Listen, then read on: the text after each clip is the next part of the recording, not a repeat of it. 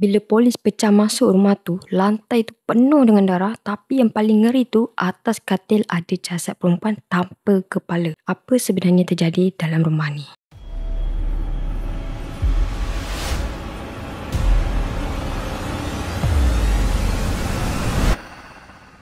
Hey guys, King kembali lagi dengan story yang menarik, misteri dan seram. Untuk story kali ini berkaitan tentang kes penderaan sampailah jadi kes membunuh yang memang sangat-sangatlah kejam ya. Selalu kalau kes dera ni lebih kepada pukul sampai lebam anggota badan kan. Tapi yang ni Kim rasa paling kejam, memang tak berperi kemanusiaan langsung. Korang bayangkan masa perempuan ni kena dera, anggota badan dia ada yang dah dikerat-kerat tapi dia masih hidup lagi guys. Yang lagi terseksa tu, bahagian belakang kepala dia tu terkoyak sampai nampak tengkorak dia. Mungkin masa tu orang tu tarik rambut dia kuat gila sampai terkoyak bahagian belakang kepala dia. Sebelum Kim cerita lebih mendalam lagi, Kim nak cerita dulu siapa yang dera perempuan ni sampai macam ni sekali. Jadi lelaki ni bukan orang biasa-biasa, dia ni adalah seorang penulis komik, pereka grafik dan pengarah filem. Jadi dia adalah Blake Libel yang lahir pada tahun 1981 di Toronto, Ontario, Kanada.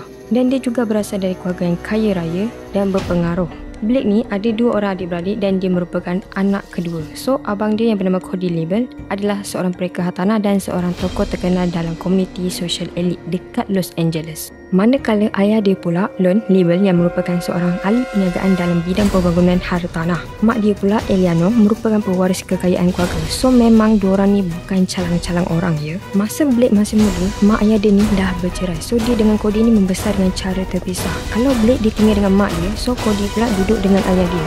Sebab tu, Cody ni dah ikut jejak ayah dia jadi seorang hartanah. Dan pada tahun 2011, mak dia telah meninggal dunia. Dan kesemua harta kekayaan mak dia diwarisi oleh Blake lah. Blake ni dulu cita-cita dia besar nak jadi orang terkenal dalam dunia filem. So dia pun cuba masuk Hollywood. Konon nak buat nama sebagai penulis skrip dan pengarah. Dan filem pertama dia masuk tu berjudul Ball. Tapi projek yang dia usahakan tu tak dapat sambutan dari orang ramai. Kiranya dia cuba buat benda besar tapi tak dapat target yang diharapkan macam filem-filem dekat luar sana. Bila buat filem pun tak menjadi, dia cuba nasib dalam dunia komik. Dia ada keluarkan beberapa novel grafik termasuk satu komik yang agak kontroversi iaitu Syndrome. So novel tu pasal seorang lelaki hidup dengan masalah psikologi yang gila. Dalam komik ni banyak scene ganas, watak dalam tu pula memang dia suka sangat buat benda yang kejam. Bila Blake dah terlibat dalam kes membunuh ni, ada orang kata cerita ni macam cerminan perangai Blake sendiri. Sebab banyak sangat persamaan dengan apa yang dia buat dalam hidup sebenar dia. So komik ni lebih kepada tunjukkan betapa teruknya kesan mental kalau dibiarkan. Dan macam mana boleh buat orang jadi brutal. Kira kalau korang baca komik ni, korang akan rasa benda ni boleh jadi real sebab terlalu ekstrim lah.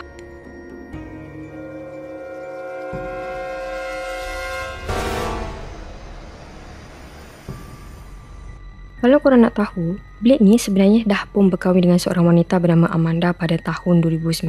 Tapi rumah tangga diorang tak bertahan lama dan diorang pun bercerai. Nak dijadikan cerita, punca diorang bercerai ni lepas Blake jumpa dengan Yana. So selepas bercerai tu, Blake bertunang pula dengan Yana Kashin. Yana ni pernah bekerja sebagai seorang pendakwa raya dekat Ukraine. Lepas tu dia pindah pula ke Amerika Syarikat untuk jadi model. Yana dikatakan seorang berdedikasi dalam kerjaya dan juga sangat berfikiran terbuka. Dia jumpa dengan Blake masa dia bekerja dekat Los Angeles.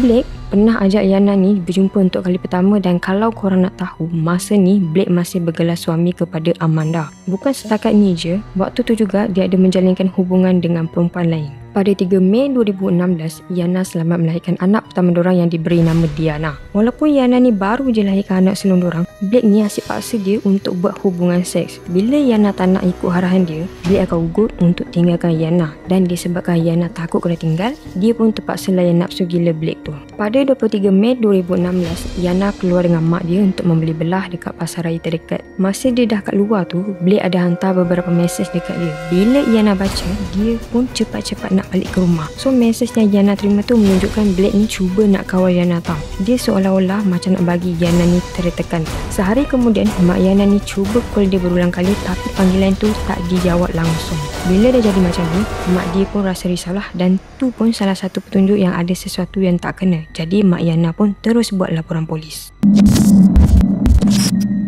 Masa pihak polis dah sampai dekat rumah Blake ni, diorang cuba nak masuk ke dalam tapi pintu utama dia dikunci dari dalam. So polis pun terpaksalah pecahkan pintu rumah tu untuk masuk ke dalam. Benda pertama yang diorang nampak masa masuk tu pemandangan yang agak ngeri. Korang bayangkan kawasan dalam rumah tu berselerak sangat. Lepas tu lantai rumah tu penuh dengan lumuran darah. Masa ni juga polis dengar Blake jerit dari dalam bilik tidur utama dia untuk suruh diorang semua keluar dari rumah dia sebab Iana tak ada dekat situ. Tapi disebabkan polis rasa macam ada yang tak kena, diorang pun rempuh masuk ke dalam bilik tu juga. Masa ni lah polis jumpa satu mayat terbaring dekat atas katil tanpa kepala. So dah memang sah-sah itulah mayat Iana. Anak sulung diorang pula baring dekat sebelah jasad Iana dalam keadaan selamat. Dia tak ada cedera apa-apalah. Berdasarkan laporan forensik, diorang percaya yang Blake ni bunuh Iana dengan cara kulit bahagian belakang kepala dia dikoyakkan sampai nampak tengkorak dia. Telinga Iana pula dikerat-kerat dan yang lagi kejam tu, kesemua darah dalam badan Iana dikeringkan. Ada lagi satu fakta yang mengatakan bahagian muka dia dirobek sebab ada kesan lebam dan gigitan.